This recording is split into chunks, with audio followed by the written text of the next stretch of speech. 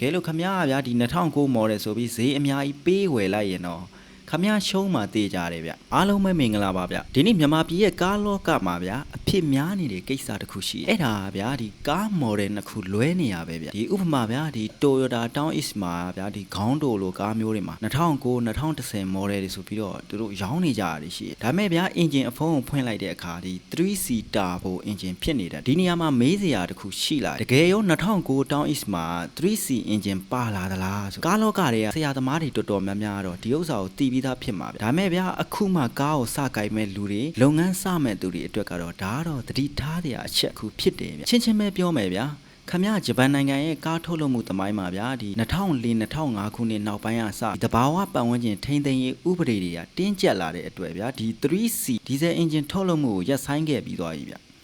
တကယ်လို့သာခမရကားဗျာ2008-2009နောက်ပိုင်းထုတ်ဒီ Town အစ်စ်ဗျာ model အစ်စ်ဒီ S400 series တွေဆိုလို့ရှိရင်သူ့စီမှာလာမဲ့ engine ရဗျာ 3S ဗျာဒီ1.5 DAC engine မျိုးပဲအများဆုံးလာတော့ရဗျဒီဇယ်အင်ဂျင်နဲ့လာခဲ့ဆိုလို့ရှိရင်တော့ဒီ kit မီတဲ့ Comarin engine တွေဖြစ်သွားပြီဒါကြောင့်ခင်ဗျားတို့အနေနဲ့ Town East design နဲ့ဗျာ 3C engine ကို2008-2009 model လို့ပြောလာလို့ရှိရင်တေချာပေါက်မေကွန်းထုတ်เสียရတခုရှိနေပြီ license စာအုပ်ထဲမှာဘယ်လိုပဲရေးထားပါစေဗျာအမှန်1990လွန်တဲ့နှစ်တွေဒါမှမဟုတ်2000ပြည့်နှစ်တွေအစောပိုင်း model ဖြစ်တာများတယ်ဒါဆို 3C engine အောင်မကောင်းလားမေးစရာရှိတကယ်တော့ 3C engine ကမကောင်းတာမဟုတ်ဘူးဗျပြောင်းပြန်အောင်ပြောရမယ်ဗျမြန်မာပြည်ရဲ့အနေထားနဲ့ဆိုလို့ရှိရင်ဒီ engine ကရွှေပဲဗျဘာလို့တော့ဆိုတော့ဗျအယုံအစွဲ share ကောင်းတယ်ဗျဒီတာဘိုပါတဲ့အတွက်ဗျ engine ယုံအားတော်တော်ကိုကောင်းတယ်ဗျကုံနေဝင်နေဗျဒီလမ်းကျမ်းမှာ1တို့2တို့လောက်နဲ့အသားလေးယုံသွားနိုင်တယ်ကုန်းတက်တွေဗျဆောက်လုပ်ရေးလုပ်ငန်းတော့ဒါမှမဟုတ်တောင်ပေါ်ဒေသမှာတွန်းရမယ်ဆိုလို့ရှိရင်ဒီကောင်ကြီးကဆရာကြီးပဲဗျနောက်တစ်ခုကပြုတ်ပြင်ရတာလွယ်တယ်ဗျဒီ kit ပေါ် Comarin diesel engine တွေလို့ကြီးမများဘူးဗျသူကမြန်မာပြည်က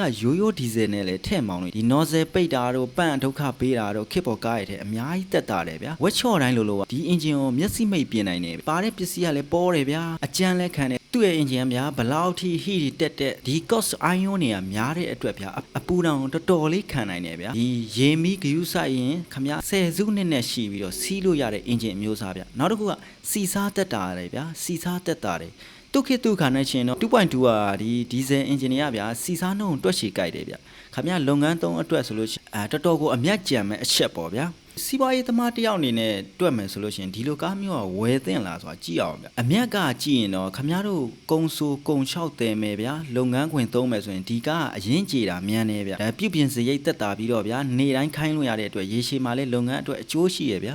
မော်ဒယ်နှိမ့်ပေမဲ့ဗျာလုံနိုင်တဲ့စွမ်းအားလုံးဝကိုမကြသေးဘူးဗျာဒီအချုံးဘက်ကတွက်မယ်ဆိုလို့ရှိရင်တော့တကယ်လို့ခမရဗျာဒီ2009 model ဆိုပြီးဈေးအများကြီးပေးဝယ်လိုက်ရင်တော့ခမရရှုံးမှတေးကြတယ်ဗျပြန်ရောင်းရင်လည်းဝယ်တဲ့သူကဗျာဒီအမှန်ကိုတိသွားပြီဆိုလို့ရှိရင်ဈေးအရန်နှိမ်ခံဒါကြောင့်ဗျာကားကောင်းရင်ပြီးတော့ model ဂယုမဆိုင်လုပ်ငန်းသမားတွေအတွက်ကတော့ဝယ်ထားတာမမှားဘူးဗျဒါမဲ့ဈေးမှန်ဖို့တော့လိုတယ်နော်အဲ့ဒီတစ်ချက်ကိုအမြဲတမ်းသတိထားပါဗျဘာဖြစ်လို့တုံးဆိုတော့ဒီ2009-2010 ဝန်းကျင်မှာဒီ Toyota ကုမ္ပဏီက3C engine နဲ့ original လုံးဝမလာတော့ဘူး engine ပြောင်းပြီးတော့တင်ထားတာဖြစ်လို့ပါဒါဆိုလို့ရှိရင်ခမရတို့အလိမ်မခံရအောင်ဘယ်လိုလုပ်မလဲခမရတို့ကိုယ်တိုင်စစ်လို့ရတဲ့နီးအလွယ်ဆုံးနီးလေးကျွန်တော်ပြပြမယ်ဗျာထိုင်ကုန်ကပတ်ကျိုးမှာစာတွဲလေးပါတတ်တယ်ဗျာဒီကားမှာထုတ်တဲ့ခုနှစ်တေချာပေါက်ပါတယ်နောက်တစ်ခုကရှက်စီနံပါတ်ဗျာဒီ engine ခန်းထဲမှာရှိတဲ့တန်ဗျာဒါမှမဟုတ်လို့ရှိရင်ကားရဲ့ဘောင်မှာရိုက်ထားတဲ့နံပါတ်ကိုကြည့်ပြီးရင် online ကနေအဲ့ဒီနံပါတ်ကိုရိုက်ထည့်ပြီးတော့စစ်ကြည့်အမှန်ပေါ်လာလိမ့်မယ်ဗျာကဲဒီလောက်ဆိုလို့ရှိရင်လည်းခမရတို့ဒီ Town East တွေ 3C engine တွေအကြောင်းတော်တော်သဘောပေါက်သွားပြီအားလုံးဘေးအန္တရာယ်ကင်းရှင်းကြပါစေလမ်းခရီးမှာအန္တရာယ်ကင်းပြီးတော့စီးပွားလက်လာပါလေဒီလားတိုးတက်နိုင်ကြပါဗျ